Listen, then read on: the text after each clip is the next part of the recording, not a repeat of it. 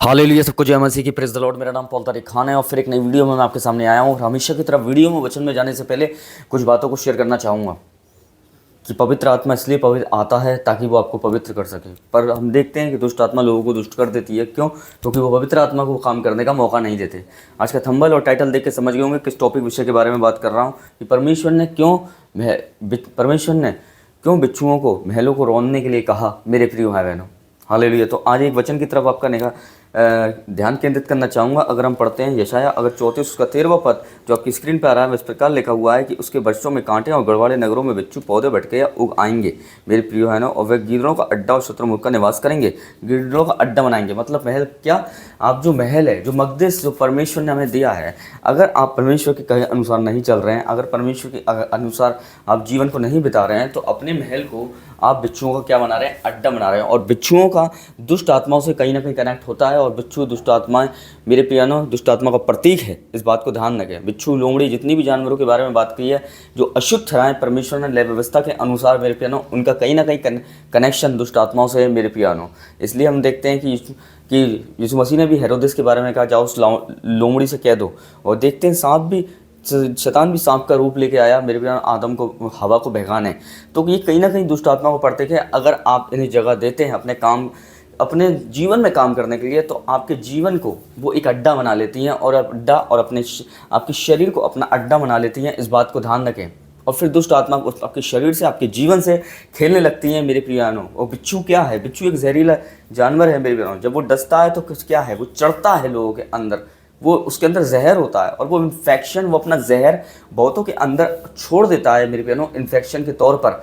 और फिर उससे क्या होता है? इंसान डेथ और मौत के करीब पहुंच जाता है। वैसे ही दुष्ट आत्मा भी अपना वायरस छोड़ने की कोशिश करती हैं। दुष्ट आत्मा भी अपना जहर को आपके अंदर, जो उनके अंदर पाप का जहर है, वो आपके अंदर डालने की कोशिश करती हैं। और फिर आप इन्फेक्टेड हो जाते हैं उन चीज़ों से। और फिर ये आपका जो मकदस है, ये आपका जो जीवन है, ये उनका रहने का निवास और अड्डा बनने लगता है। इस बात को ध्यान रखिए मेरे प्रियानों। पर कब बनने लगता है?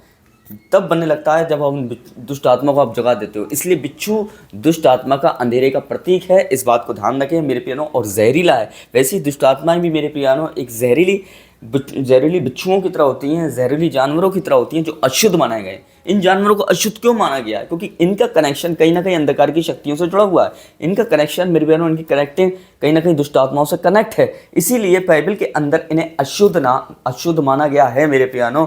और हम देखते हैं अगर इन दिनों में इन अशुद्ध चीज़ों को आप अपने शरीर का और जीवन का जो है आपका अड्डा है, आपका जीवन जो घर है, आपका जो शरीर है वो घर है, वो उनके लिए एक अड्डा बन जाता है रहने का। इस बात को ध्यान रखें। और फिर आपके जज्बात, आपके इमोशंस, आपकी चीज़ों से, आपकी ब्लेसिंग से वो खेलने लगती है मेरे प्रिय भाई बहनों। तो आप समझ गए होंगे कि इस टॉपिक विषय के बारे में मेरे प्रिय बहनों आपने समझ लिया होगा कि मैंने इस पूरे विवरण में क्या बताने की कोशिश करी कि जब आपका ये जीवन और आपका मकदस, जिसे आप दुष्ट आत्माओं को मेरे प्यारों जगह देते हो काम करने के लिए, तो एक बिच्छू का काम करती हैं जो आपके जीवन को और जो आपके फाइनेंस को दिन ब दिन मेरे प्यारों डसने लगती हैं। और उसका जहर, उसका वायरस आपकी ब्लेसिंग्स को, आपकी सेहत को, आपके जीवन को, आपके परिवार को ख़त्म करने लगता है मेरे प्रिय भाई बहनों। हालेलुया।